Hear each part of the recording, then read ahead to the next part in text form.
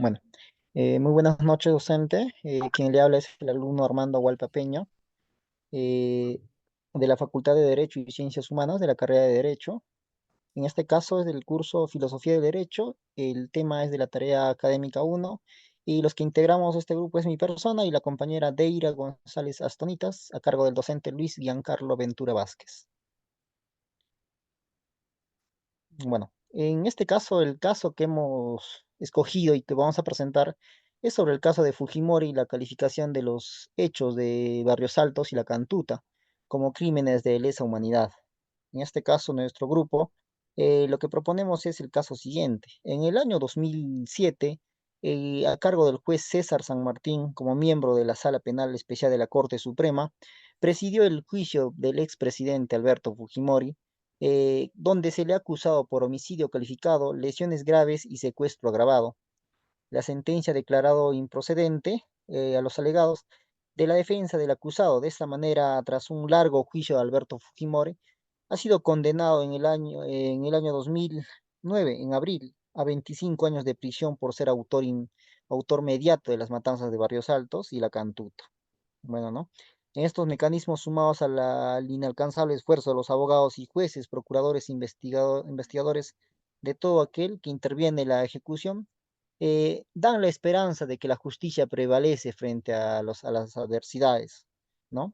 Bueno, frente a esto, también cabemos resaltar que dada la sentencia que han dado de 25 años, hay que tener en cuenta que años después se le ha dado el indulto, en este caso, en el cual consideramos que es una norma, ¿no? Ilegítima que no, lamentablemente afecta a varios agraviados que no están de acuerdo con esto. Más adelante la compañera le va a explicar más detalle.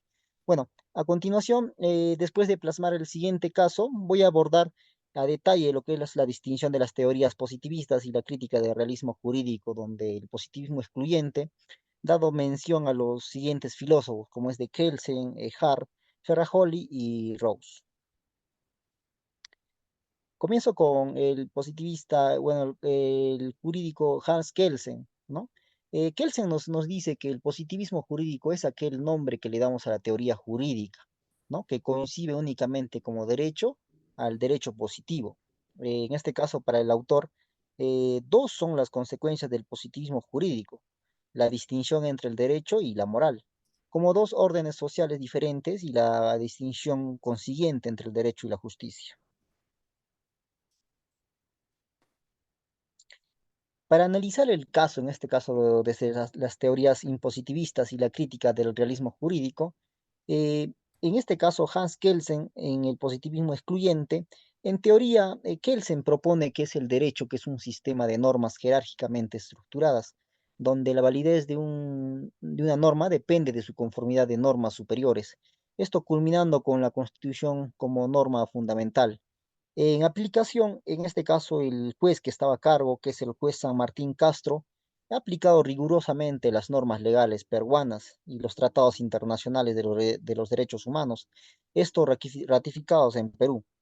Ha basado su sentencia con la conformidad estricta con el marco legal de la existencia, esto considerando tanto la Constitución peruana como los compromisos internacionales del país. En cuanto al filósofo Hart, el jurista de Oxford sostiene que es útil identificar a cinco significados diferentes del positivismo jurídico. La idea de aquellas normas jurídicas son órdenes o mandatos, ¿no? La idea de que no existe ni conexión necesaria entre el derecho y la moral. También la idea de que el análisis de los conceptos jurídicos es algo que vale la pena. La idea de los derechos es un sistema cerrado de normas y la idea de los juicios morales. En este caso, con el positivismo incluyente de Hart, en teoría, Hart acepta lo que es el derecho, es un sistema de reglas, pero incorpora el principio de morales, es en la interpretación de las leyes. En las normas legales pueden incluir elementos de moralidad cuando la sociedad así lo reconoce. En este caso, el juez San Martín Castro reconoció la importancia de los derechos humanos y la justicia moral en su interpretación a la ley. Aunque se basó en normas legales, también consideró los principios de justicia y los derechos humanos, esto demostrando que el positivismo excluyente también permite la integración de los valores morales en las decisiones legales. En cuanto al filósofo Luis Ferrajoli, tenemos entendido que él es un jurista y filósofo del derecho italiano. Es conocido también por su teoría del positivismo crítico. En este enfoque nos representa una forma de positivismo que se caracteriza por una crítica a las concepciones tradicionales del positivismo jurídico y la incorporación de elementos críticos y garantistas, ¿no?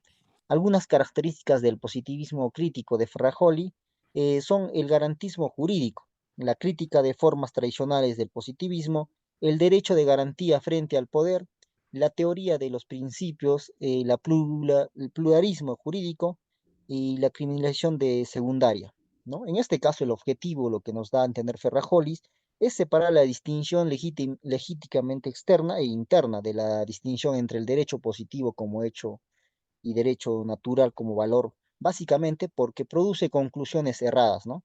Porque se ha entendido que equivocadamente que los juicios que se forman en el contexto de la dimensión de legitimidad externa son juicios de valor o también que deber ser por su referencia a los críticos morales o políticos.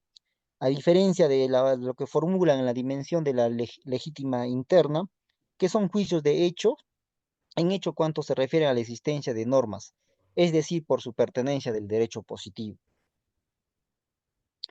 En cuanto al positivismo crítico de Louis Ferrajoli, en teoría, Ferrajoli enfatiza qué es lo que es la protección de los derechos fundamentales y la necesidad de un marco jurídico que garantice estos derechos, esto limitando al poder arbitrario y asegurando la justicia social. En este caso, en aplicación, el juez San Martín Castro, en su decisión ha reflejado el enfoque que garantiza de lo que es Ferrajoli. En este caso, al condenar al expresidente Alberto Fujimori, el juez ha protegido los derechos fundamentales de las víctimas y así afirmó la supremacía de los derechos humanos sobre el poder político, ¿no? Esta sentencia también ha fortalecido la legalidad democrática al respecto a los derechos fundamentales del Perú.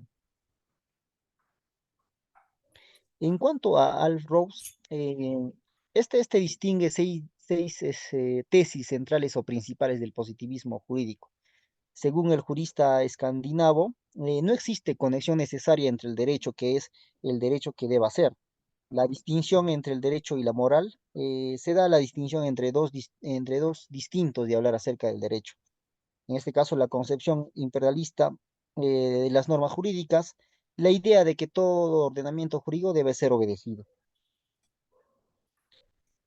En cuanto al caso en esto con la crítica del realismo jurídico de Alf Rose, en teoría, Rose y otros realistas jurídicos, ellos argumentan lo que es el derecho influenciado por factores sociales, políticos y económicos, ¿no? Ya lo que los jueces interpretan y creen normas basadas en estas realidades prácticas. En cuanto a la aplicación, el juez San Martín Castro consideró que el contexto político y social del caso, en cual entendió su decisión, tenía implicaciones más allá de la sala de justicia. Esto influenciando por las percepciones públicas de justicia y el Estado del Derecho del Perú.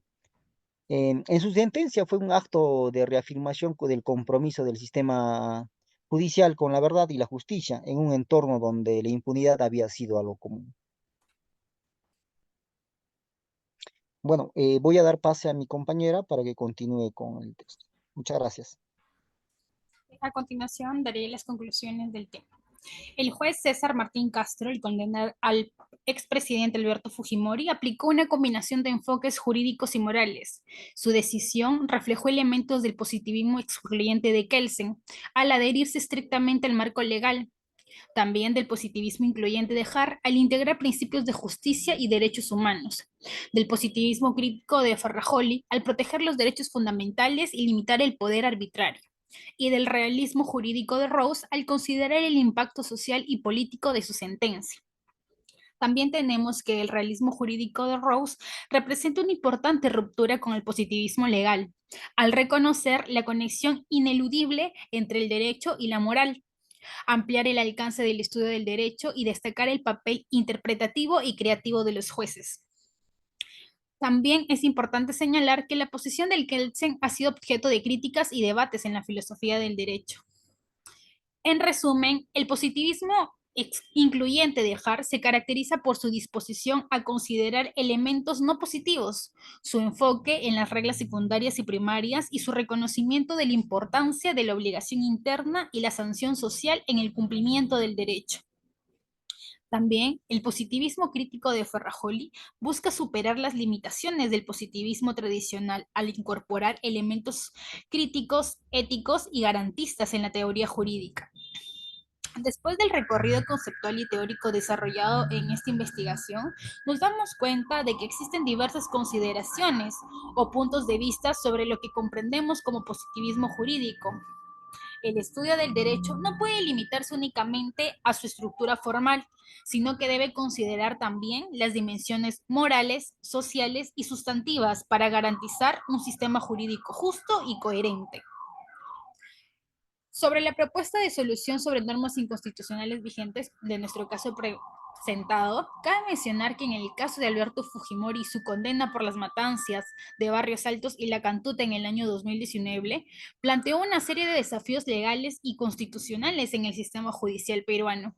Tanto el juicio como la sentencia emitida fueron calificadas a nivel no solamente nacional, sino también internacional como una lección histórica de la vigencia del compromiso del Estado peruano con la defensa y reivindicación de los derechos de sus ciudadanos. Asimismo, fueron considerados como un ejemplo de la lucha internacional contra la impunidad.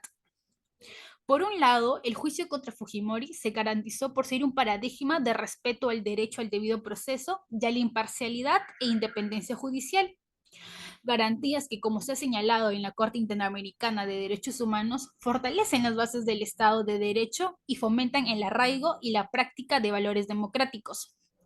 Resalta sobre todo la minuciosa investigación de las circunstancias particulares de los hechos, así como la importancia de la valoración de la prueba indiciaria y la disposición del tribunal para garantizar en todo momento el derecho de defensa de Fujimori.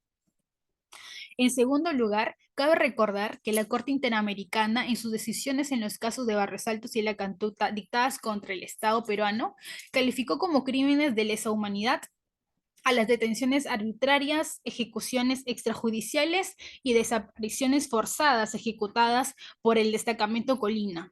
En este mismo sentido, a pesar de que la Sala Penal Especial juzgó a Fujimori a nivel interno, se calificaron los hechos cometidos en los casos descritos como crímenes de Estado y contra la humanidad, según lo establecido en el derecho internacional, pues estos se habrían enmarcado en una política estatal de eliminación selectiva de aquellos vinculados a los grupos terroristas.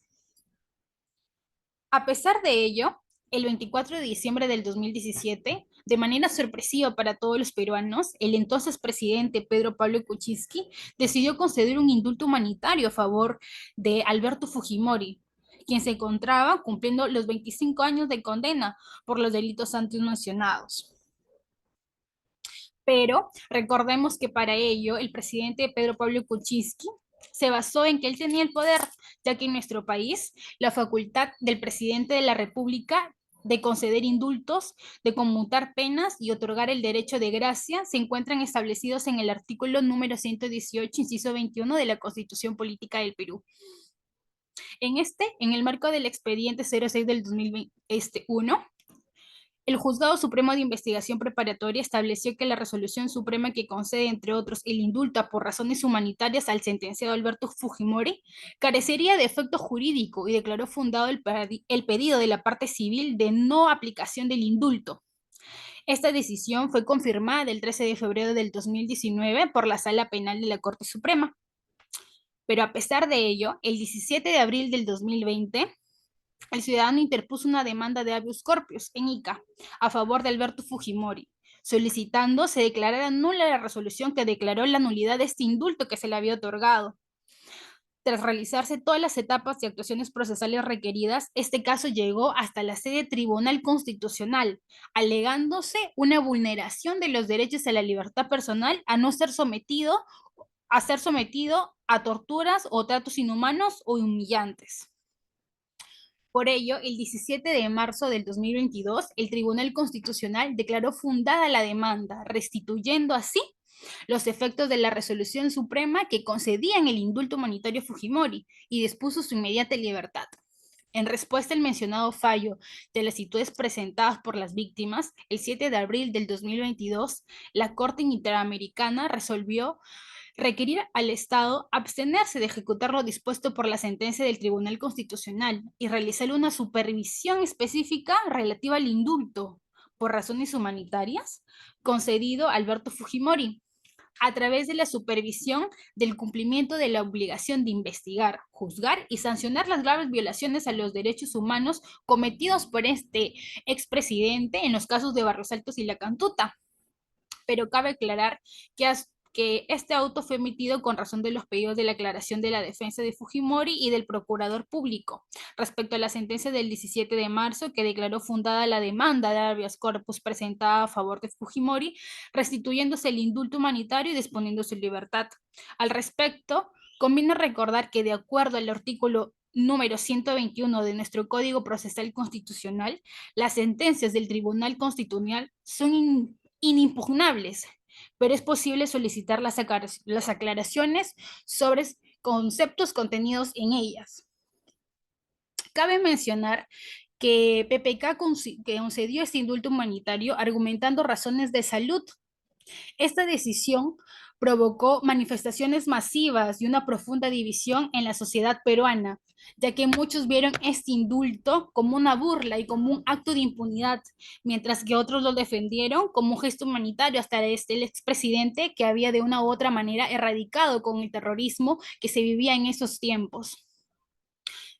Es así que la controversia se intensificó debido a las circunstancias políticas que justamente rodearon esta decisión por parte de Pedro Pablo Kuczynski, ya que en diciembre del 2017 Kuczynski enfrentaba un proceso de destitución en el Congreso y la concesión del indulto fue interpretada por algunos como un intento de ganar el apoyo de los partidarios del grupo, del grupo del partido de Fujimori en el Congreso para que él pueda evitar su destitución como presidente de la República. En resumen, este indulto fue otorgado a Fujimori. Fue un evento muy complejo que combinó los elementos de la política, la justicia y los derechos humanos, generando un amplio debate sobre la memoria y la reconciliación en el Perú, ya que muchas de estas víctimas y de estos familiares que por mucho tiempo esperaron justicia se sintieron burlados al ver que el expresidente fue indultado y liberado sin cumplir su sentencia. Gracias, docente.